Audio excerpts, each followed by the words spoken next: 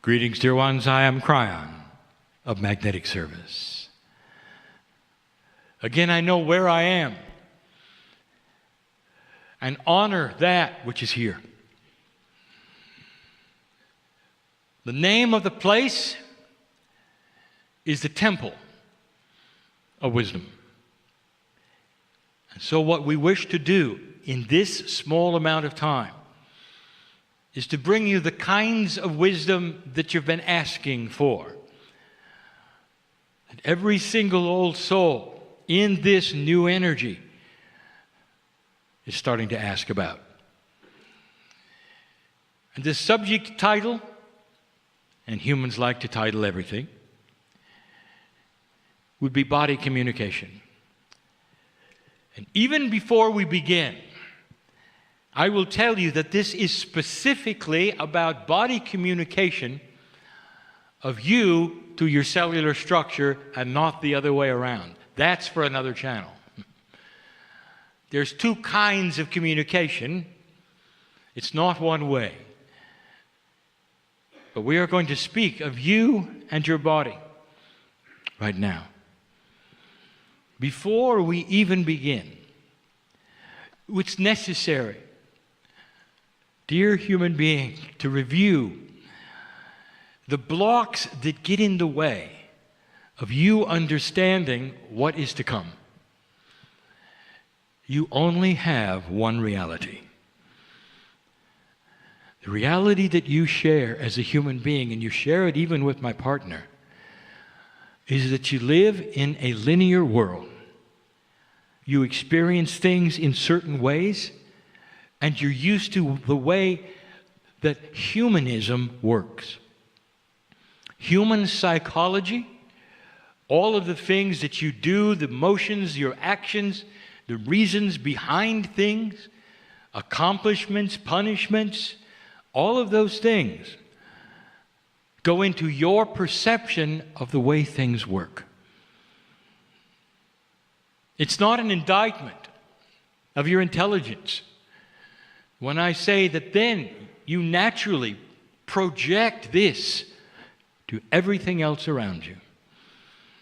And whether it's God or whether it's simply perception of reality in a multidimensional state, you bring forth only what you know. And that's a bias. There are certain ways in humanism that you would accomplish things through hard work and repetition, and you then apply them to everything. There are certain ways that you work in humanism, your relationships to other humans, the give and take that you have, and you apply it, therefore, to everything else. We have told you before that some of your organized religions have taken this to the absolute max. And they have a dysfunctional God, one that can be angry and judgmental, and all the other things that humans have. And before we begin the discussion, we say to you that you got to drop that. In the discussion, we may remind you of some traditional ways and then balance it with the truth. You know, it's beautiful. The premise of this channeling is that you are able to speak to your cellular structure, as we have been saying for years, and it isn't hard. That you've got to get around the human biases, and it isn't hard.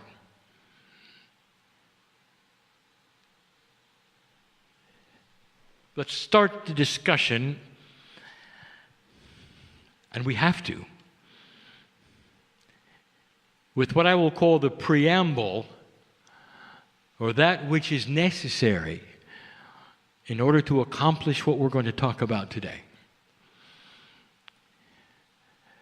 We have to define, as best we can, consciousness, human consciousness. Now, this would not be the definition that you would read in your academia. These are the things that we see. Human consciousness is divided into several parts. We're going to talk about just two. The first one, it is that soup of reaction or behavior which is driven by two parts of the human body. And the first one is the synaptic brain, that is to say, the storehouse of experience. And the second is the multidimensional part that you believe is responsible for creativity, intuition, and God. It is a mixture of those two through free choice of the human being.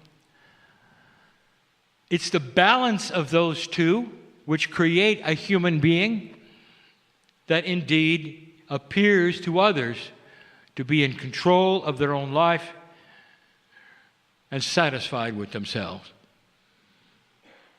When this is out of balance, either way, you get dysfunction. When the human being has a consciousness that is only in the synaptic brain, there is no credibility of God in them. There is no ability for them to have truly creative thought. And they are so pleased to go only with what they know. And it serves them well. It is dysfunctional to us because there's the God part that is always there, that is always available, and would give them so much of an increased awareness and light. But in free choice, that is what they do. There's the other one, and you have seen it, dysfunctional New Agers. I will call them floaters. They are so wrapped up in that which is esoteric that they have no clue about life. And the synaptic brain doesn't have a chance. Logic and common sense are thrown out, and the only thing that remains is what we will call make-believe and woo-woo. You have seen them. You know what? That's acceptable for them. But that is human consciousness. A balance between that which is synapse and survival and that which is the part of God that you carry around. Now, where are you? And that is how we must begin this channel. If you are listening today to this, whether you are a human in the chair or you are later a human in the chair, hearing this through transcription, reading it, the chances are you are aware of the divine part of you. Now, the divine part of you is the elusive part. It's the mysterious part. But it's the part that's real as the synaptic brain. And here's what I'm going to say. This is linked so strongly to your ability to talk to your body. If you are an intellectual and you are only trusting that which is synaptical in your brain, you should stop now and go no further, because you will not have any success with what I'm about to tell you. Isn't it interesting that these are linked so strongly? You have to be aware of the divine inside, because that is the pathway that is going to talk right to that which we have called innate. We have given you information years ago that there would come a day on this planet when the health of individuals might very well be measured in a far different way than it is today. That those with a higher consciousness would obviously be living longer, and there would be no medical measurement that would give the reasons why. We told you that consciousness may eventually drive the very attribute of human balance in a cellular way, and a chemical way. And that the other things that you now are centered on, which are, of course, diet, exercise, will take a back seat to consciousness. And if we told you that, what are you then going to bring as the conclusion? And that is that things are changing for the human being.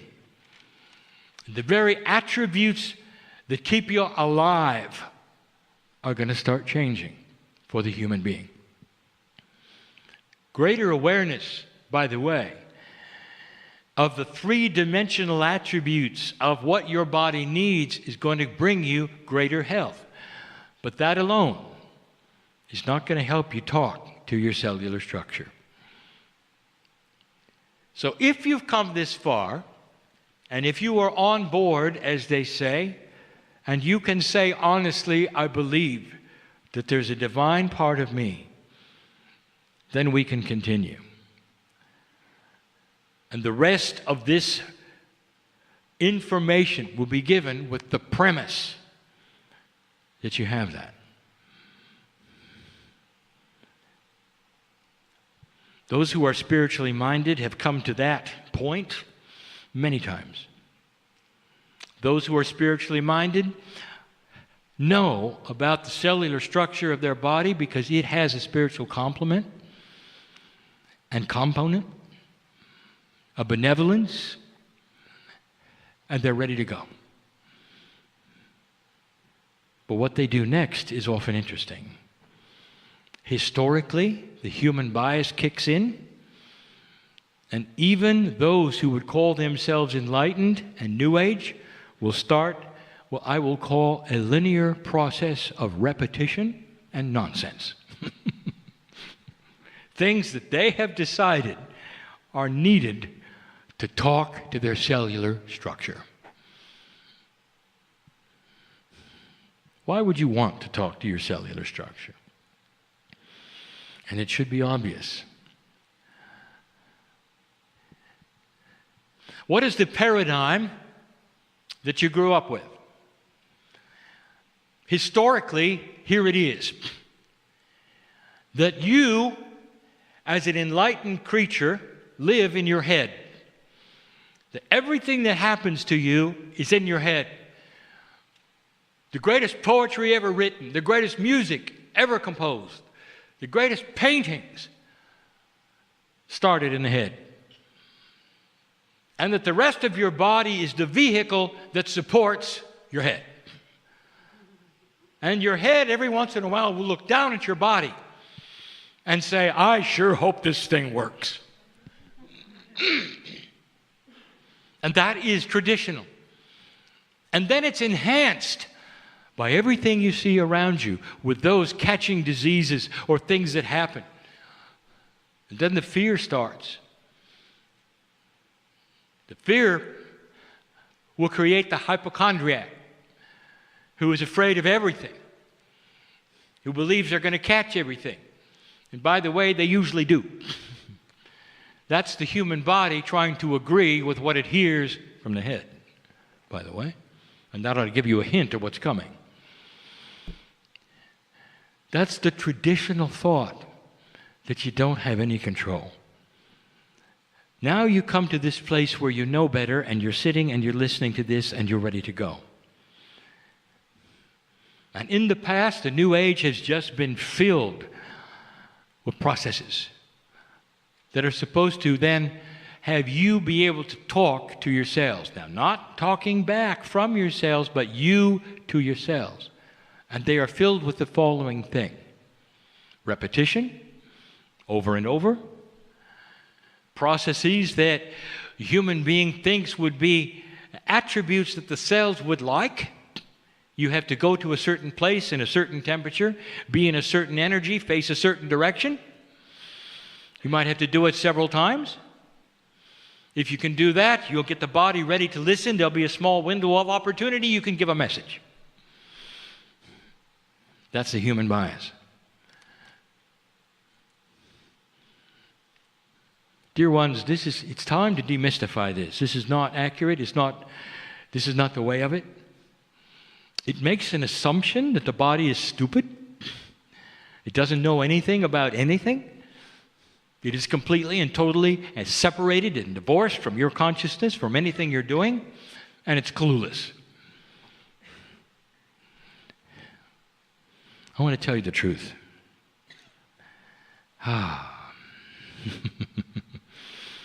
Scientifically, this is going to be proven, and it's not going to be that far away. The cells of your body,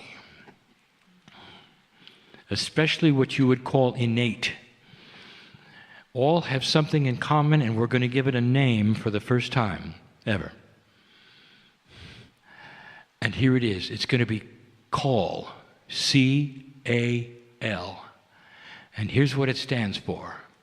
Cells are listening. Cells are listening. This is how you were built. The divine complement in you is built into every cell of your body. The cells are a collection of what has been created by the DNA. Through the blueprint that is in there, every cell exists with one attribute, and it hangs out so clearly on itself, it's waiting for instructions.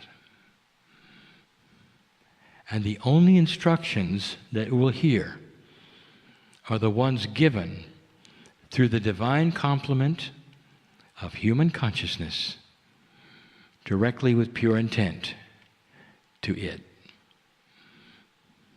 Did you hear that? Let's talk about that communication for a moment. It's like every single cell had a telephone that was ready to be answered if you knew the number.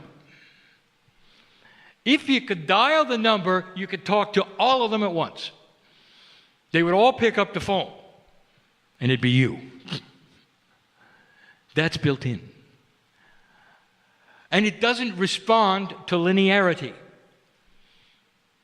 The communications with the cells of the body is a multi-dimensional communication, but your human consciousness is also.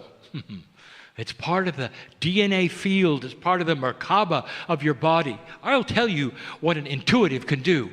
You can look at your soul, literally, through the Merkaba field and tell you whether or not you have activated any part of spiritual intent or whether you're just playing the role.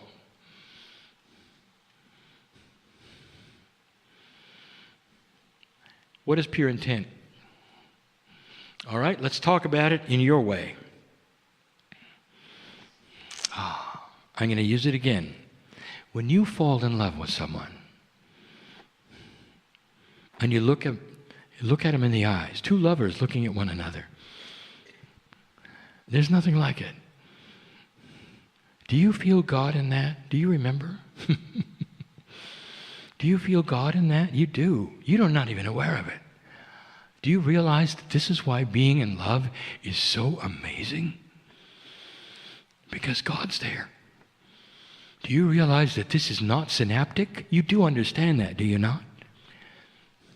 In fact, the brain is really frustrated that you're in love. It's saying, you ought to eat better. And you say, yeah, but I'm in love. Well, you ought to have better reasoning. Well, I don't because I'm in love.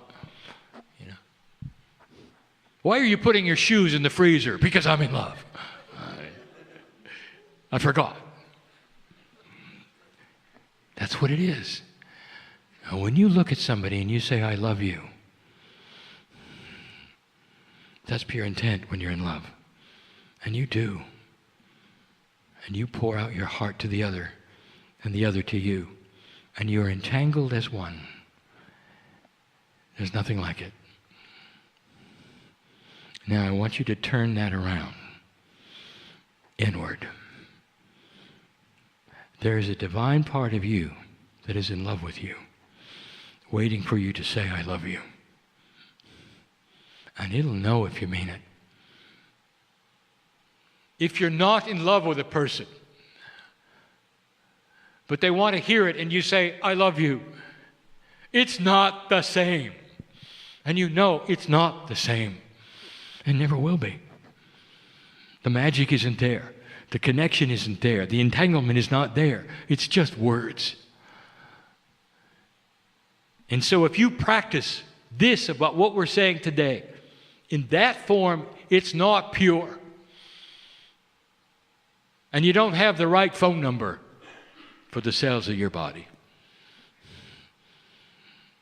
But when you fall in love with yourself, honoring the body to such a degree that you realize it's part of God's creation of you. Without it, there would be no enlightenment. Without consciousness, nothing. It has to operate well, and it wants to. It wants to. And here is the opportunity. Years ago, you saw the gurus of India. They could control the things that are supposed to be automatic in the body, and they had control. They could slow their heartbeats down. They could make respiration extremely slow. They could take control of certain kinds of things within their body that nobody thought they could. They were talking to a part of their body that was listening and adjusting. They knew how to do it. And so do you. So knowing this, what is next? Well, we've just given you two premises. Number one, in touch with the divine part of you creates a pathway for you then to call your cells. C-A-L. Cells are listening. They are born with you listening to what you want. They are waiting for human consciousness to give them instructions. We'll do that in a minute. Now, how do you do it? Now that you know they're waiting, how is it possible? What would you say? There are still those who think they understand the process, that are awakened, they're light workers, there may even be New Age, and they got it covered. They got a process for it. And here's what you do. You have to talk out loud to yourselves, and you got to tell them exactly what you want. And here's how many times you got to do it, and you should do it every day. Does that sound right to you? To some it does. And if it does, I want you to recognize what you're doing. You are applying a linear human attribute to a multidimensional, beautiful system that is beyond anything that you can imagine. That is what you are calling your innate. And it doesn't respond to repetition. Let's talk about innate some more. You're ready to talk to a system that hasn't heard from you before. Not really. Not like this. There is a new energy, light worker, on this planet. Old soul, listen to me. Your tool set is being enhanced. That's why you're listening to this. You can do this. I wouldn't be giving you something you cannot do. You get in touch with your cells. I want to tell you that they're going to react. I'll give you that information in just a moment. I want you to look at this as in linearity. Let's look at your best friend. Every one of you. You would have a best friend. Perhaps it's your partner in life. Perhaps it's not. Somebody you can just sit with and talk to. And there are no parameters. There are no rules. You can say anything you want to, and you can pour your heart out to them, and they will listen. And they can do the same with you, and that's a best friend. I want to ask you something. Let us say you have this best friend, and you're going to be with them for 3 days. And you do this, day one. You get up the next morning, they sit at the table, you're having a meal or something, and you give them all the same information again. How do you think that's going to work? Well, it doesn't work with your cells either. Do you understand what I'm saying? Your cells are you. What would you say to you? Your cells are listening. C-A-L. You're ready for this. They're ready for this. They've been listening since you were born, waiting for the time when you would awaken to this possibility that you could actually speak to them. So let's do it. What would be something you would say? And how would you approach this? First of all, I want to tell you, they understand your language. They're part of you. You will talk to them any way you want to. Out loud, through thought, through writing, it doesn't matter. Because you have their number. And the key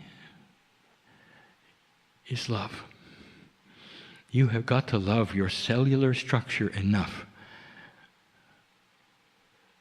that you can say, I love you. And it knows you do. It can't be simpler, and yet it can't be harder.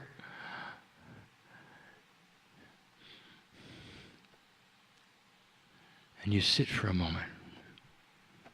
What would you say? What will happen?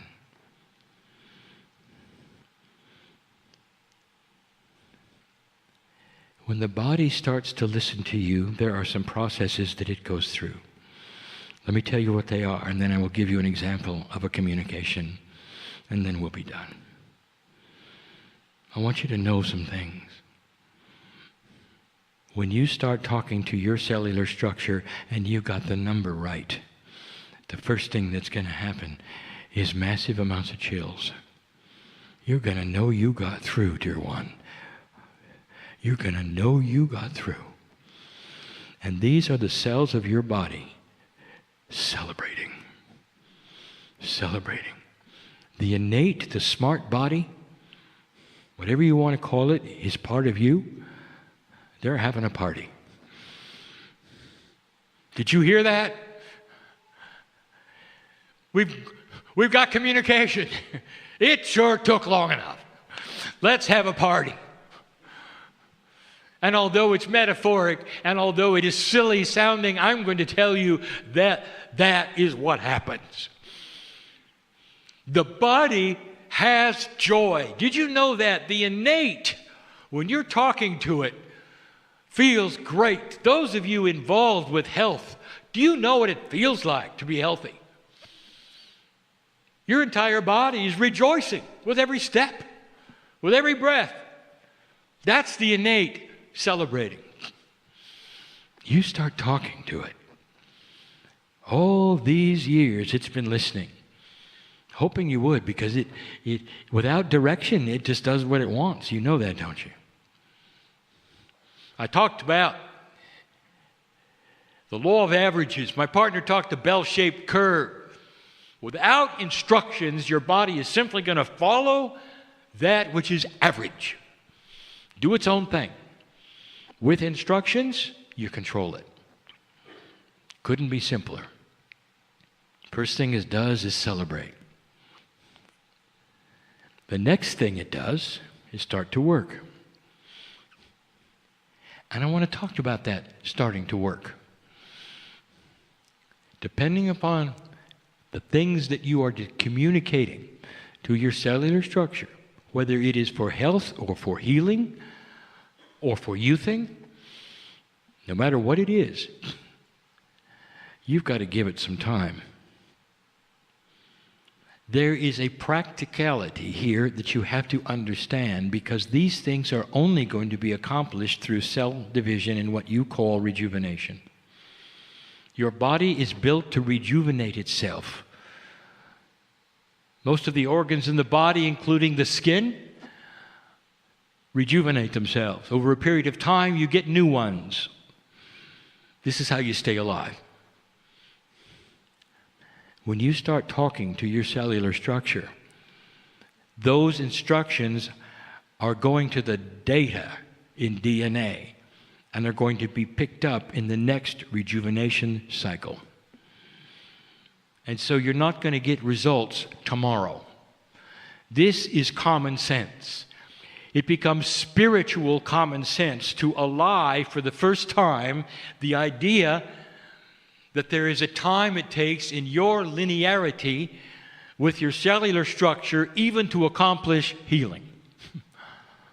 That not all things will be allied to spontaneous remission, which is another story. Doesn't that make sense? And so you will start to feel it over time. And the things that you are working on and asking for will start to show themselves over time. And it's the third thing that I want to tell you about that you're not ready for. When you start talking to your cells, the innate knows that your consciousness is benevolent. It knows you want to stay.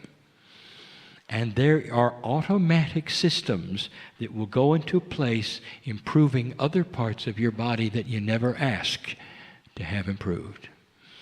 You're going to start a process of extended life.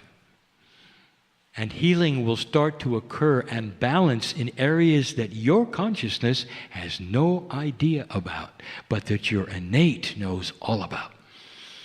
You have just awakened the bridge between human consciousness and cellular structure. It's easy, but you got to fall in love. Imagine for a moment you sit alone, and perhaps it's out loud, and you're going to make first contact. Doesn't matter how old you are, how young you are, and you're realizing you really are in love with the divine part of you. Perhaps you can even visualize the face of God, whatever that means to you. That you can see your eternalness in every cell of your body. And you realize there's a cellular structure that is waiting to hear from you. C-A-L. And so you begin, and you realize you've got their number. You can feel it. And even before you open your mouth, the chills start to begin because they picked up the telephone. And now they're really listening. And the first thing you might say, we know each other, and I love you. I'm sorry it took so long for me to figure it out. I want you to go into the processes that you know about that I don't. I want you to come together in a benevolence that would create health and a long-lasting human being.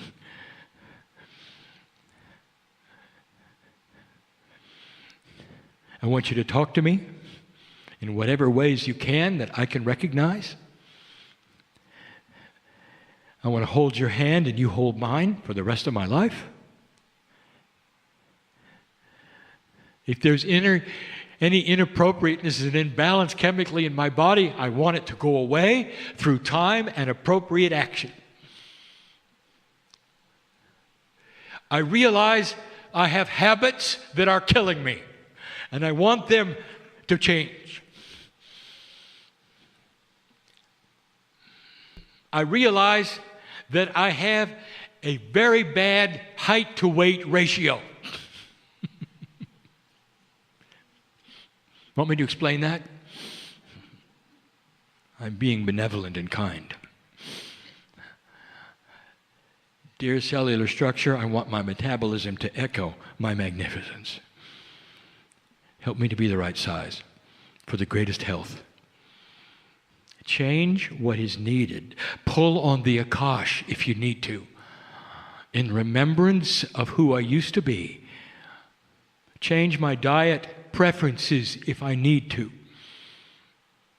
Let the body crave what it needs and not what I want it to need. Bring it to a place of balanced divinity. And I promise I will talk to you every day because I love you.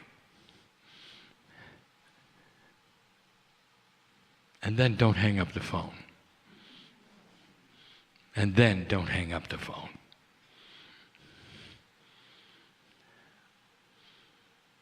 Now, if you want to analyze this channel, you'll realize that your consciousness never told the body specifics. Because the innate knows what to do. It's just waiting for the call. You're asking for balance. And innate knows what to do. The smart part of your body can even get in touch with your Akash. It can pull on the right parts of it for health, for change, for dropping habits that you have that you shouldn't have. As simple as eating too much or the wrong things. And you can't help it because it's a habit. And that can change very, very, very quickly. Within a couple of cycles